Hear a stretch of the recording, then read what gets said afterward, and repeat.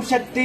கர்நாடகா மாநிலம் பெங்களூர் ஜெய்நகர் தயானந்த நகரை சார்ந்த ராஜேந்திரா சத்யா தம்பதிகள் திருமணமாகி 5 ஆண்டுகள் குழந்தை பேர் இல்லாம நம்ம சேலத்து மகமாய் அவ்வளவு தொலைவுல இருந்து யூடியூப்ல பார்த்துட்டு நம்பிக்கையோட தேடி வந்து 3 அமாவாசை கும்பப்படல் பிரசாதம் வாங்கி சாப்பிட்டுருக்காங்க.